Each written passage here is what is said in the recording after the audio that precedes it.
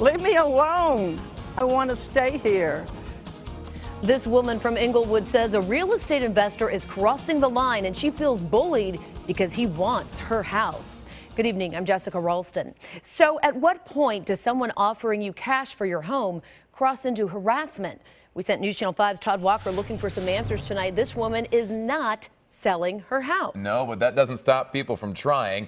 She's gotten cash offers for months now, but this one, it just didn't feel right. Most of the people that are here have been here since, more or less, since I moved in. Glenda Chrisman has lived in her Inglewood home for a long time now. 21 years December. And over the last few months, her daily trip to the mailbox has become predictable, if not obnoxious.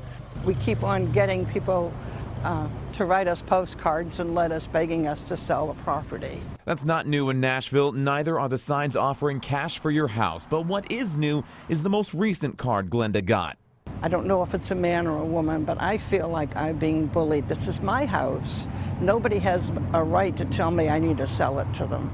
A red postcard saying this is the third notice and someone needed to speak to Glenda urgently about her property. But what raised her concern the most, not the intimidating look of the card, but to keep this matter private. I would have thrown it in the trash, but when they say keep it to myself, wait a minute now, you're doing something wrong here that you don't want anybody else to know about.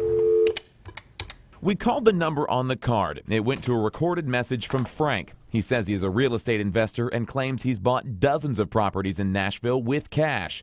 Frank asked us to leave him a message. They're trying to get these postcards to stop. Frank never called us back. I want to stay here. I'm old.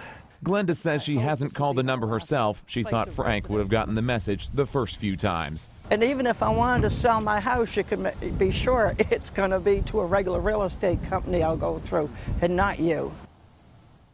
So for anyone else who might be in the same boat, here is the Tennessee law on harassment. And cards like this one, no matter how persistent, do not constitute harassment. In fact, Jessica, unless it crosses into threats, it's really hard for mail to constitute harassment at all. Well, interesting, though, because it does seem a little bit disturbing, and she has a right to be concerned. Absolutely, and she has a right to not sell her house. There you go, absolutely. All right, Todd. Well, this is a story that came into us as a news tip, so if you know of a story that you think we should cover here on News Channel 5, just give us a call or send us an email to newsroom@newschannel5.com.